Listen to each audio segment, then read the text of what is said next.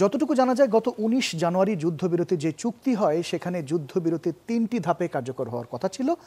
প্রথম ধাপের মেয়াদ ৪২ দিন, এরপরে বলা হচ্ছে দ্বিতীয় ধাপে গাজায় সব ধরনের সংঘাত বন্ধ হবে, তারপর দখলদার সেনাদের স্থায়ীভাবে প্রত্যাহার করে নিয়ে যাওয়ার একটা কথা ছিল। শাহাব এনাম চৌধুরী, আপনার কাছে, শাহাব এনাম খান, আপনার কাছেই প্রথমে জানতে চাই, এই ৩টি ধাপের প্রথম ধাপের পরই দেখা যাচ্ছে যে আবারও গণহত্যা শুরু হলো, এটি কেন?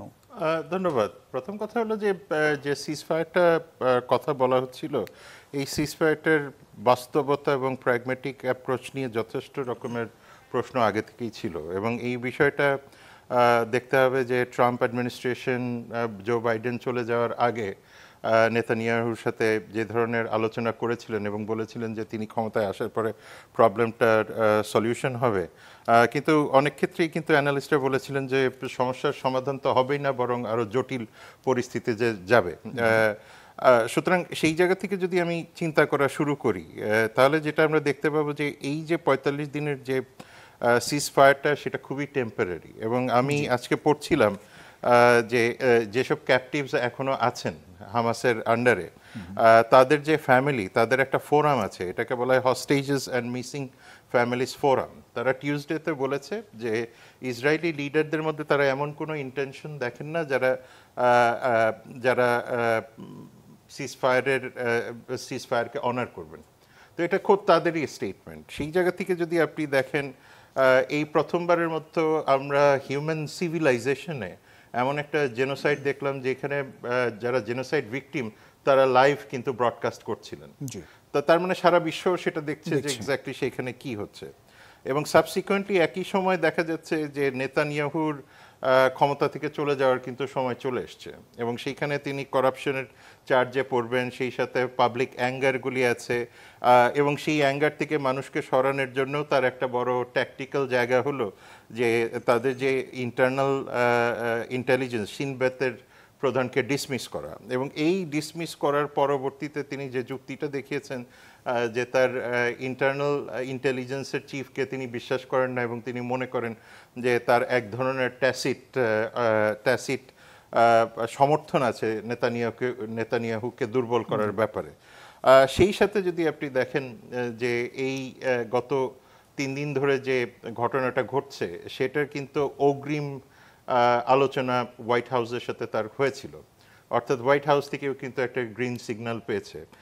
এইখানে আমার একটা ছোট্ট কথা মনে পড়ছে যে 1 বছর আগে Irish lawyer two international criminal court, তিনি কিন্তু এই ধরনের চিন্তা করেছিলেন যে এই ধরনের যে সিজফায়ারের কথাগুলি গত বছরের মে থেকে বলা হচ্ছে, সেটা আসলে পুরোটাই ডিপেন্ড করবে নেতানিয়াহুর ইন্টারনাল পলিটিক্স এবং নেতানিয়াহুর মার্কিন যুক্তরাষ্ট্রের সম্পর্কের গতি প্রকৃতি কি হয়।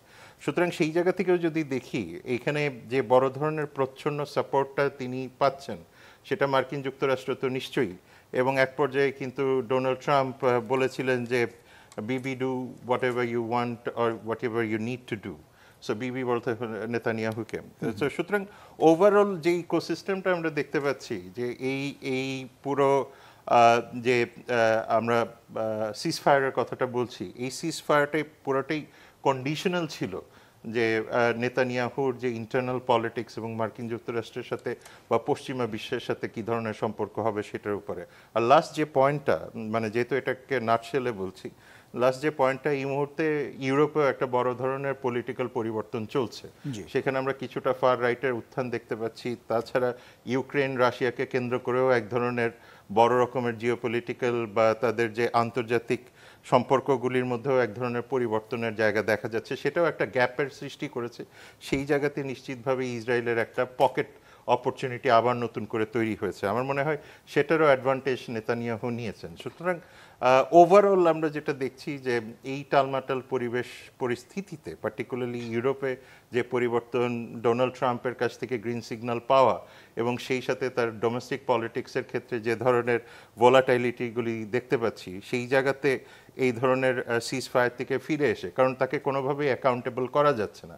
সুতরাং অ্যাকাউন্টেবিলিটির ক্ষেত্রে যদি আমরা দেখতে চাই, সেই জায়গাতেও আপনার যেমন পশ্চিমা বিশ্বের সাপোর্টটা লাগবে, সেই জায়গাতে মিডল ইস্টের সাপোর্টটাও লাগবে। এবং সেই ক্ষেত্রে মিডল ইস্টের ক্ষেত্রেও তো আমরা দেখতে পাচ্ছি যে বড় রকমের কোনো রকম কনসার্টেড এফোর্ট যেটাকে বলা হয়, এবং তারা নিশ্চয়ই বক্তৃতা বিবৃতি তো বছরের পর বছর দিয়েই যাচ্ছেন।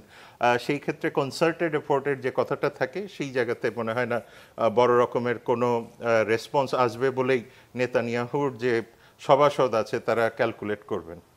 সুতরাং সবকিছু মিলিয়ে আসলে এটা টোটাল যেটাকে আমরা বলি অপরচুনিটি, মানে এবং ভবিষ্যতে আইসিসির অ্যারেস্ট ওয়ারেন্টকেও সরানোর জন্য যে মার্কিন যুক্তরাষ্ট্রের সাপোর্টটা দরকার, সেগুলির জন্য এক ধরনের গ্রাউন্ড তৈরি করা। কিন্তু ডোনাল্ড ট্রাম্প যে নির্বাচনী ক্যাম্পেইন যখন হয়েছিল, প্রচারণায় তিনি তো বলেছিলেন যে এই যুদ্ধটা আসলে উনি বন্ধ করতে চান, সেটি কি আসলে তার কথার কথাই ছিল?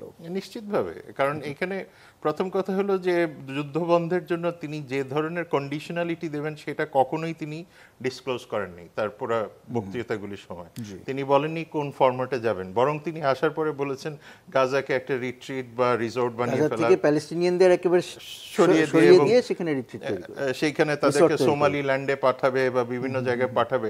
এখানে তো আসলে ফরেনার তো ইসরায়েলিরা, এখানে তো ফরেনার প্যালেস্টাইনিয়ানরা না। সুতরাং এই তার যে কথাটা ছিল খুব স্বাভাবিকভাবেই সেটা কথার চেয়েও বড় কথা হলো যে তিনি যুদ্ধ বন্ধ তখনই করতে পারবেন ওনার সলিউশনগুলি যেভাবে আমরা দেখতে পাচ্ছি সেইভাবে, এবং নেতানিয়াহু নিশ্চিতভাবেই সেখান থেকে এক ধরনের বড় রকমের ইন্সপিরেশন পাচ্ছেন।